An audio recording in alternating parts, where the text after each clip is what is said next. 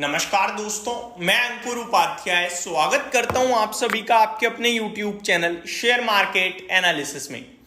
दोस्तों, चाहे डिपॉजिटरी हो या एक्सचेंज हो, सबके चार्जेस में हो रहे हैं बड़े बदलाव और ये चार्जेस आपके लिए एप्लीकेबल हो जाएंगे 1 अक्टूबर से। यानी कि आप ये बोल सकते हो कि आने वाले समय में बाजार जो ट्रेड करने वाला है वहां से आपके लिए बड़े बदलाव होने जा रहे हैं शेयर बाजार में।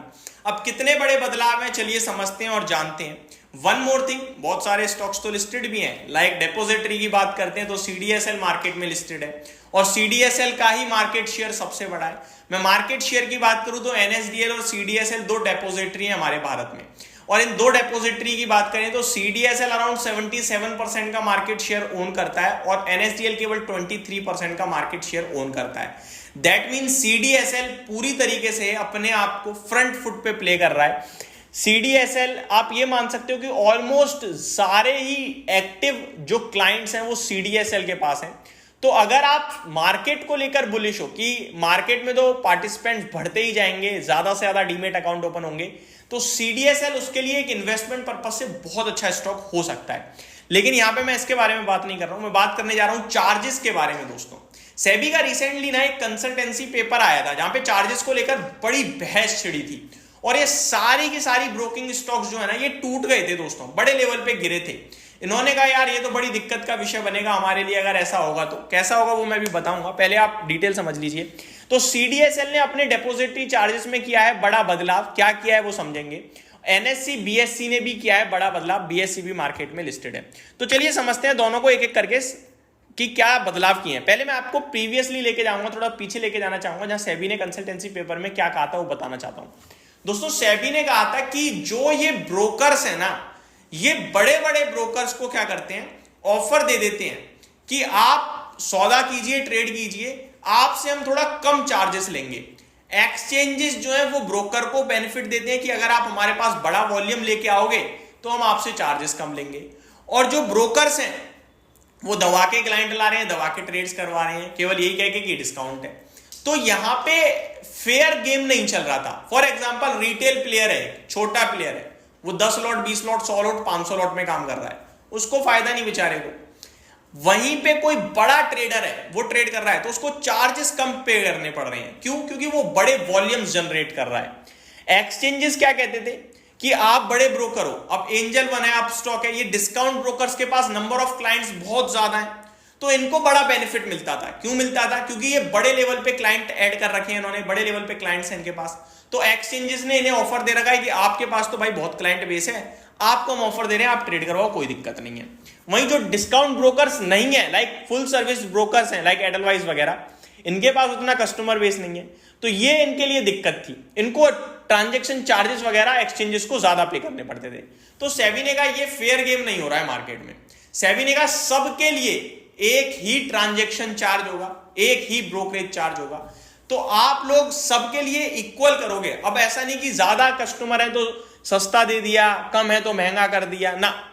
तो इसको लेकर सेबी ने एक रूल निकाल दिया और उसके बाद सारी की सारी बड़ी ब्रोकरेज फर्म्स में आपने गिरावट देखा। लाइक एंजल वन हो गया आपके लिए मार्केट में जो लिस्टेड है। क्यों गिरा ये?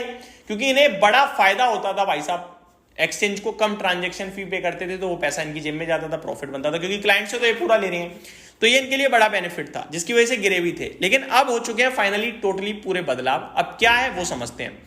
तो सबसे पहले मैं बात करूंगा दोस्तों सीडीएसएल ने क्या किया है। तो CDSL announces a new pricing structure, check the revise tariff here. दोस्तों, सीडीएसएल अभी तक क्या कर रहा है, सीडीएसएल हैड अ रेट पर debit transaction that was in the range of 3.75 to 5.5। एक रेंज है, कोई फिक्स नहीं है।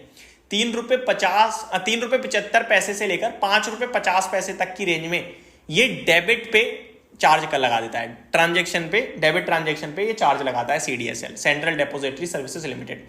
आप जब भी सौदा बेचते हो ये आपके ऊपर चार्ज लगता है, कभी कॉन्ट्रैक्ट नोट ओपन करना।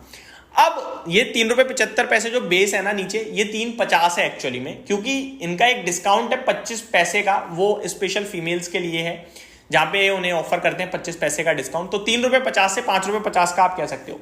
अब क्या करा है, फिक्स करना पड़ेगा क्योंकि आप ऊपर नीचे नहीं कर सकते। तो अब इन्होंने टैरिफ रिवाइज करा है, 3 रुपए 50 पैसे पे लाके खड़ा कर दिया है दोस्तों। तो ये मतलब ऐसा ट्रेडर एज अ इन्वेस्टर हमारे लिए तो फायदा है कि अब हमें कम पे करना पड़ेगा, लेकिन सीडीएसएल के लिए प्रॉब्लम का विषय, क्योंकि इनकी इनकम पे इंपैक्ट आएगा दोस्तों। ये पहले 5 रुपए 50 तक ले लेते थे, अब ये मैक्सिमम 3 रुपए 50 पैसे ही ले सकते हैं। जो पहले इनका मिनिमम था ना, उससे भी नीचे पहुंच गए।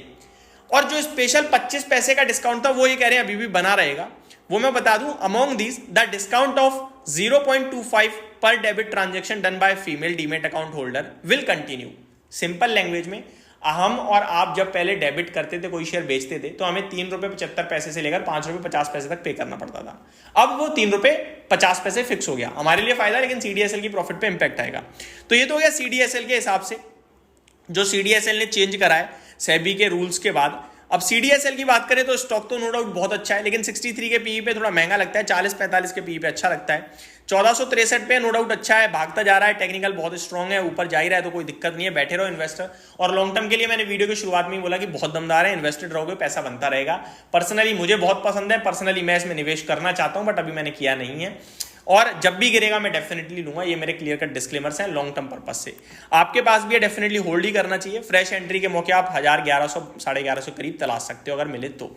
आगे एनएससी और बीएससी ने भी दोस्तों ट्रांजैक्शन फीस में करे हैं बड़े बदलाव, बट वो मैं आप सभी के साथ अगली वीडियो में बात करूंगा, क्योंकि ऑलरेडी वीडियो काफी स्ट्रेच हो गई है। Thank you so much for watching this video. Have a great day guys.